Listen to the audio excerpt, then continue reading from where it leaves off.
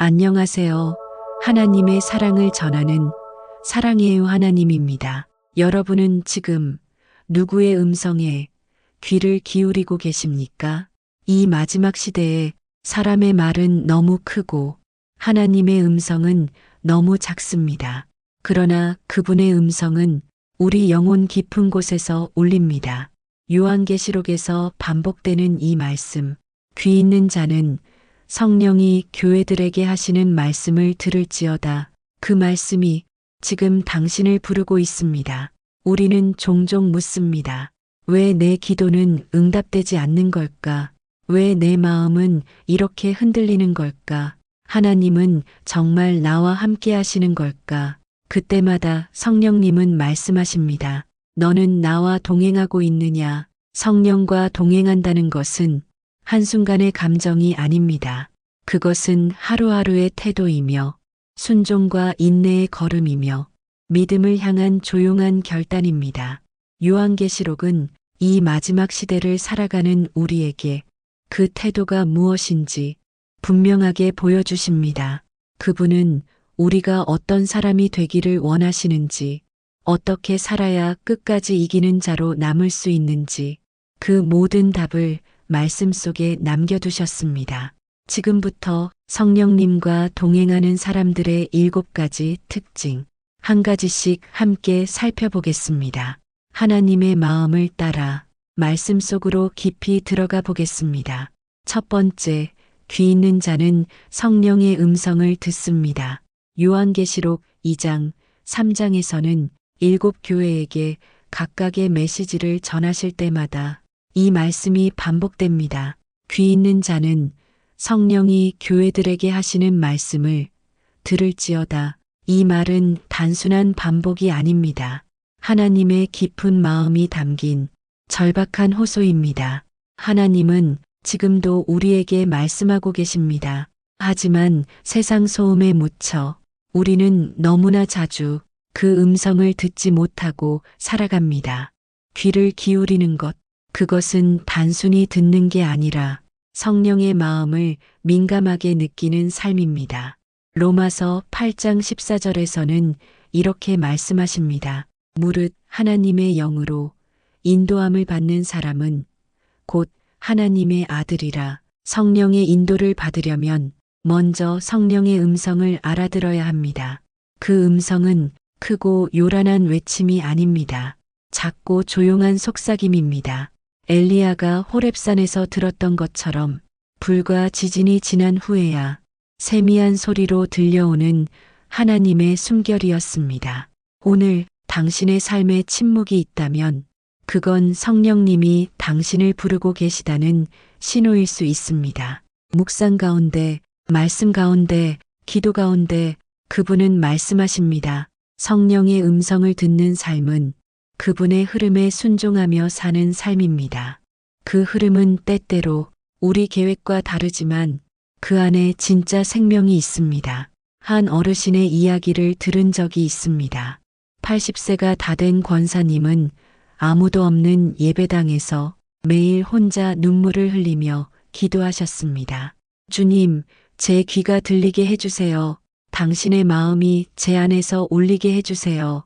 그분의 삶은 조용했지만 그 기도의 흔적은 많은 이들의 삶을 바꿔놓았습니다.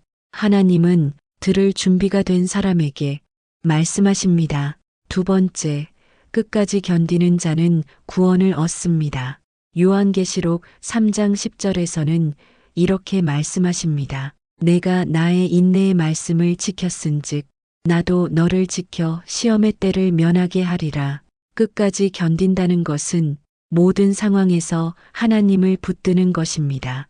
믿음은 시작보다 지속이 중요합니다. 많은 사람들이 뜨겁게 시작하지만 시험과 고난, 시간과 지침 속에서 그 불이 점점 꺼져갑니다. 그러나 하나님은 끝까지 견디는 자가 구원을 얻으리라고 하셨습니다. 마태복음 24장 13절의 말씀입니다. 끝까지 견디는 자는 구원을 얻으리라. 인내는 감정이 아니라 결단입니다. 믿음은 고백이 아니라 끝까지 걷는 걸음입니다. 우리는 자주 낙심합니다. 기도에 응답이 없을 때, 병이 나아지지 않을 때, 가족이 돌아오지 않을 때, 문이 열리지 않을 때, 하지만 그때 성령님은 말씀하십니다. 너는 나를 믿느냐? 아직도 나를 기다릴 수 있느냐? 이스라엘 백성이 홍해 앞에서 길이 끊겼을 때 하나님은 말씀하셨습니다. 가만히 있어. 내가 하는 일을 보아라. 우리가 할 일은 그저 끝까지 그분을 바라보는 것입니다. 세 번째, 말씀을 지키는 자가 복이 있습니다. 요한계시록 1장 3절에서는 이렇게 말씀하십니다.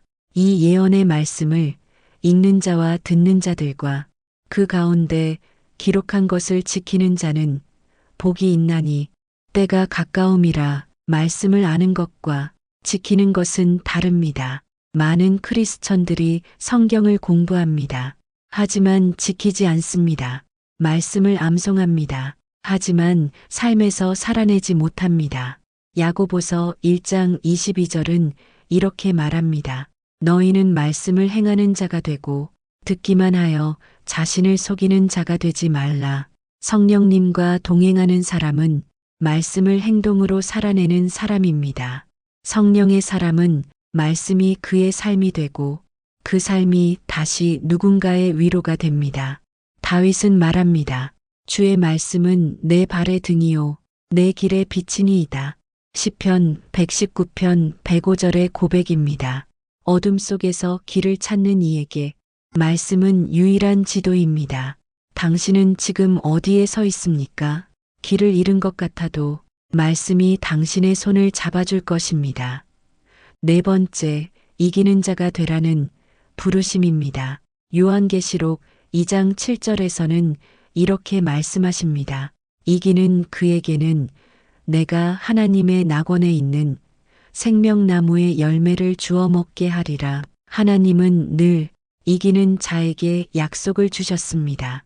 그 이김은 세상을 향한 공격적인 싸움이 아닙니다. 조용한 내면의 전투입니다. 절망에 지지 않는 신앙이며 유혹에 굴복하지 않는 마음이며 고독 속에서 하나님을 놓지 않는 손입니다. 성령님과 동행하는 사람은 세상을 이기기 전에 자신 안의 불신부터 이기는 사람입니다. 요한일서 5장 4절에서는 이렇게 말씀하십니다. 무릇 하나님께로부터 난 자마다 세상을 이기느니라.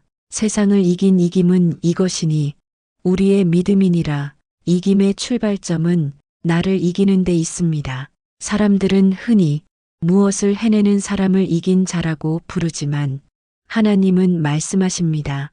내가 나를 붙들고 끝까지 나를 신뢰했느냐. 그것이 이김이라고. 때로는 울며 이겨야 할 때도 있습니다. 때로는 아무 말 없이 버티는 것이 이김일 때도 있습니다. 한 청년이 있었습니다. 직장에서 이유 없는 따돌림을 받았습니다. 기도해도 상황은 나아지지 않았습니다. 그는 울며 하나님께 원망했지만 하나님은 이렇게 말씀하셨습니다. 너는 지금 이기는 중이다. 그는 그 말에 다시 하루를 견뎠습니다. 그리고 몇 달 후 그의 인내를 지켜본 동료가 말했습니다. 당신을 보면 하나님이 진짜 계신 것 같아요. 진짜 승리는 말로가 아니라 태도로 증명됩니다. 이기는 자는 하나님의 성품을 닮아갑니다. 그분의 사랑으로, 그분의 진리로, 그리고 그분의 고요함으로. 다섯 번째, 자신을 더럽히지 않는 자입니다.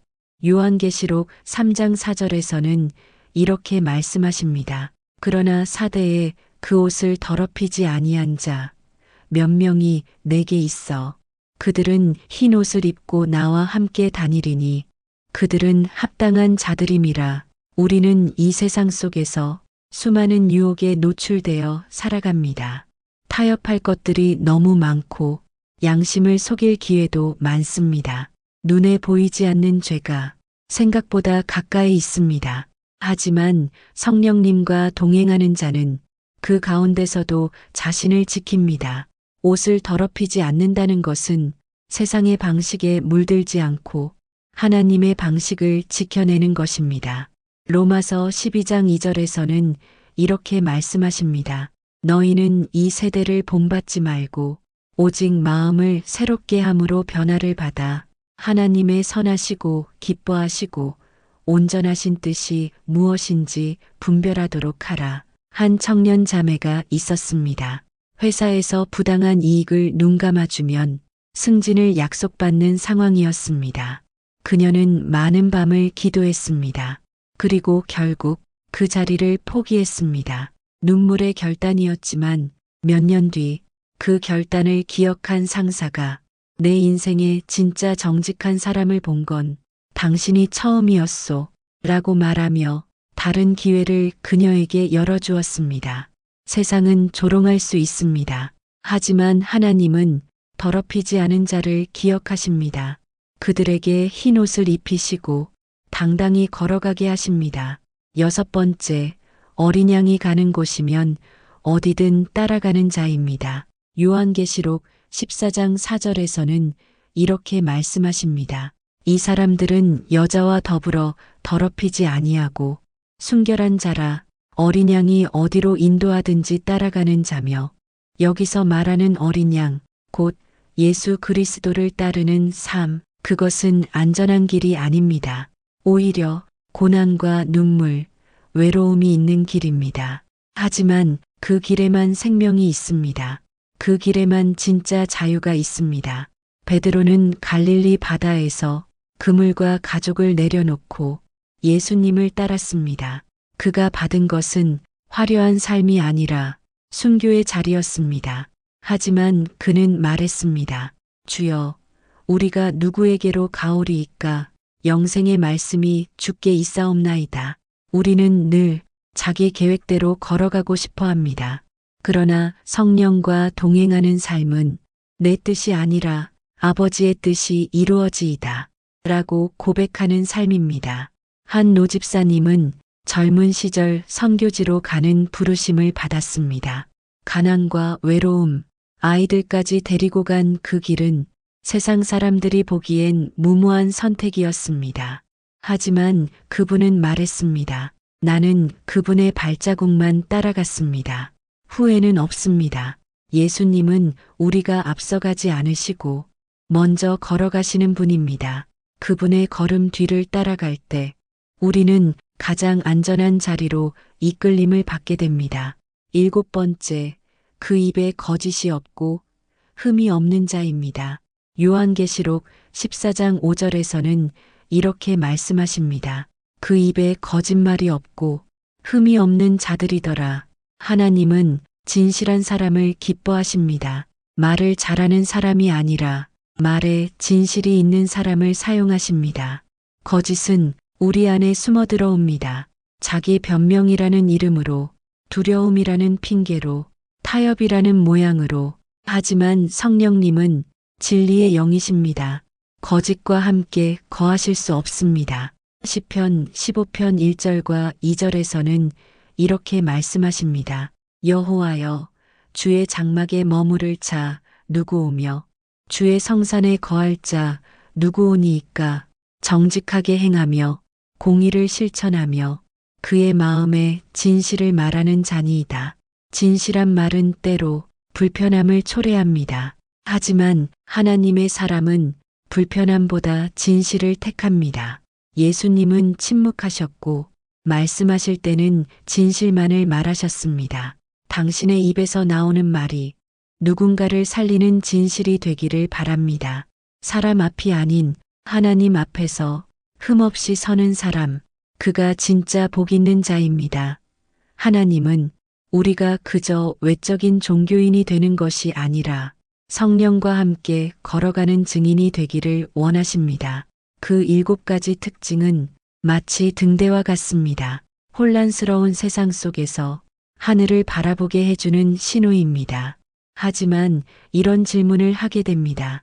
그렇다면 어떻게 이 특징들을 매일의 삶에서 실천하며 살아갈 수 있을까? 성령님과 동행하는 삶은 한순간의 결정이 아니라 수많은 반복과 선택, 그 가운데 흘러나오는 정직한 태도입니다.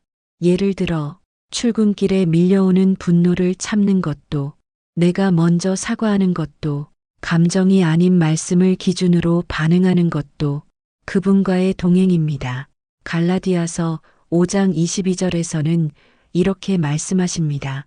오직 성령의 열매는 사랑과 희락과 화평과 오래 참음과 자비와 양선과 충성과 온유와 절제니, 성령과 함께 살아간다는 것은 눈에 띄는 표적이나 환상이 아니라 이 열매들이 내 삶에 맺혀가는 것입니다.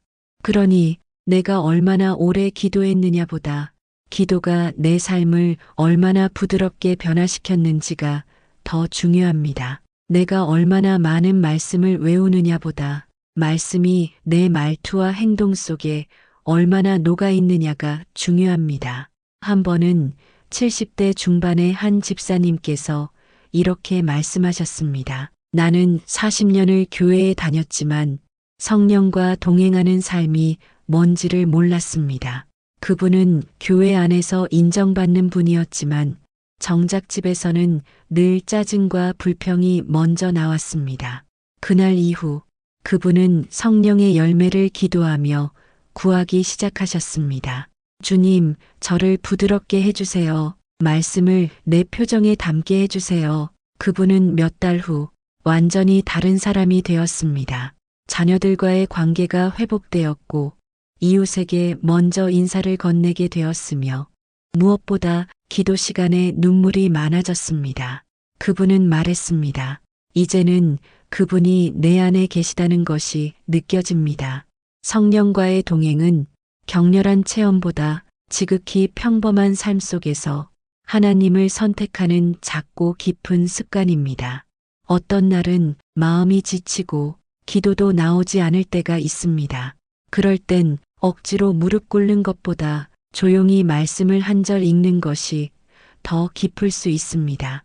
예레미야가 3장 22절, 23절에서는 이렇게 말씀하십니다. 여호와의 인자와 긍휼이 무궁하심으로 우리가 진멸되지 아니함이니이다. 이것들이 아침마다 새로우니 주의 성실하심이 크시도소이다. 아침마다 새로우신 그분의 은혜는 오늘 나의 실수도 품으시고 내일을 다시 시작할 용기도 주십니다.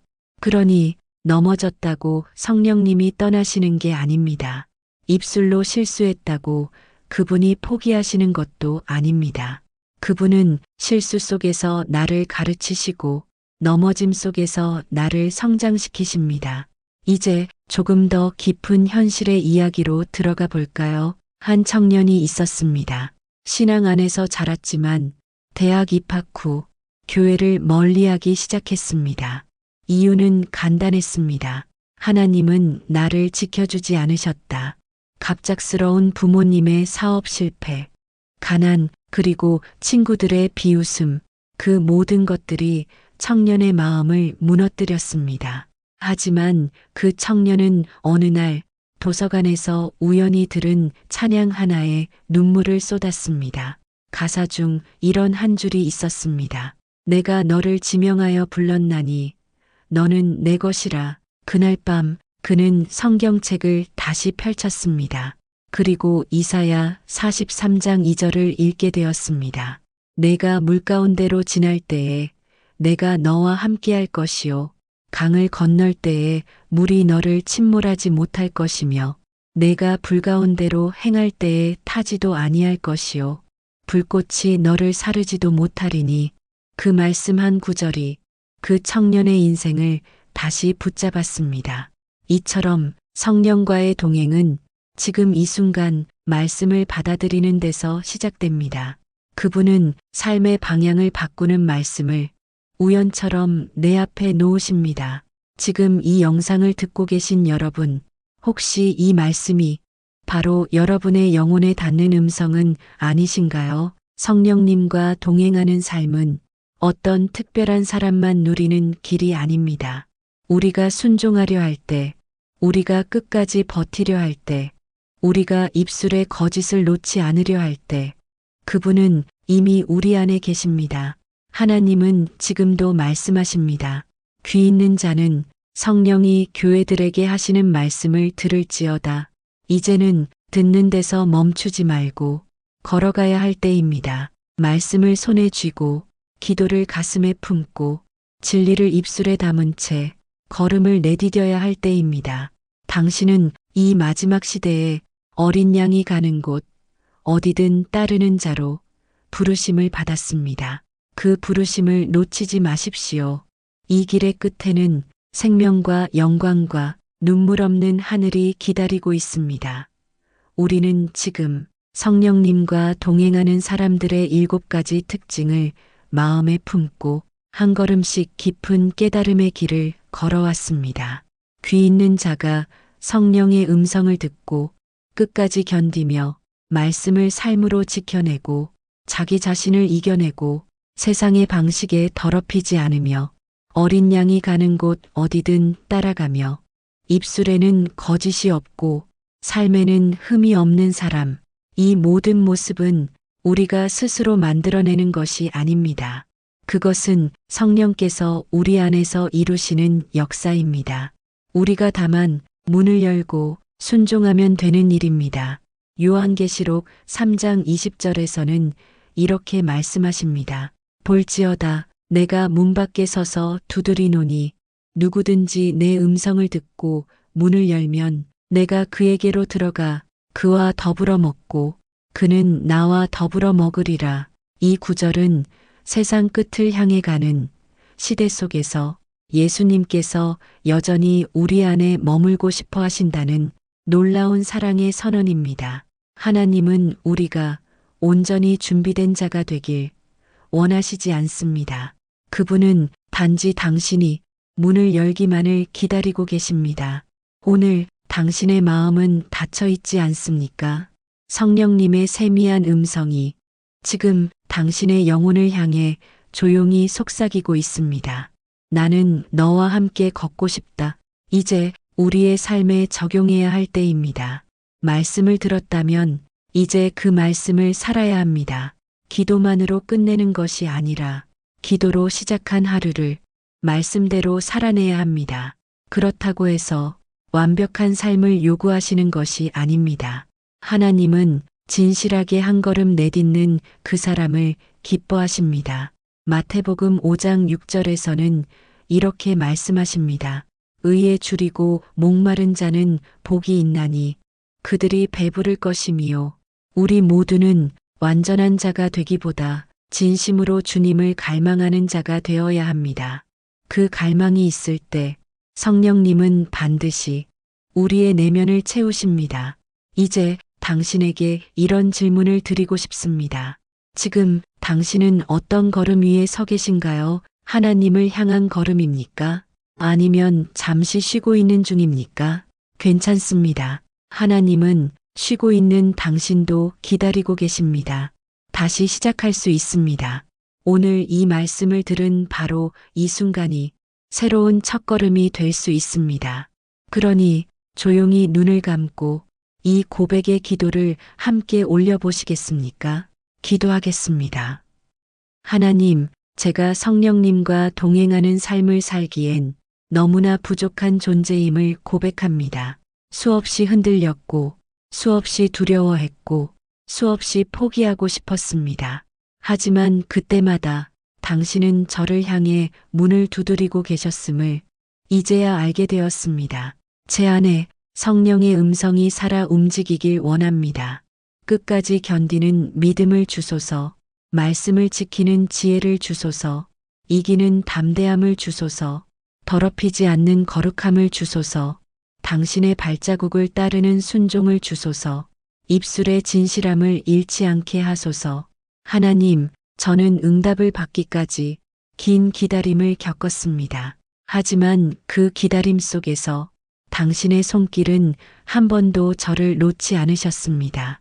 오늘 저는 다시 말씀을 붙듭니다. 그리고 다짐합니다. 끝까지 주님의 사람으로 살아가겠습니다. 예수님의 이름으로 기도드립니다. 아멘. 사랑하는 여러분, 말씀을 붙드십시오. 주님은 당신을 절대 포기하지 않으십니다. 눈물이 날 정도로 고단한 날에도 말씀이 당신의 숨이 되어줄 것입니다. 주님은 언제나 당신의 작은 신음에도 귀를 기울이십니다. 그러니 오늘 말씀을 다시 붙드십시오. 기도를 다시 시작하십시오. 성령님의 손을 다시 잡으십시오. 그리고 이 영상을 통해 하나님의 사랑이 전해졌다면 구독과 좋아요, 알림 설정을 눌러주세요. 그것은 단지 버튼 하나를 누르는 일이 아니라 이 복음의 길을 함께 걷는 동역의 걸음이 됩니다. 댓글로 당신의 기도 제목과 간증도 남겨주세요. 우리가 함께 기도하겠습니다. 우리가 함께 믿음을 지켜가겠습니다. 지금까지 하나님의 사랑을 전하는 사랑해요 하나님이었습니다. 다음 영상에서 다시 말씀 안에서 만나기를 주님의 이름으로 축복합니다. 아멘.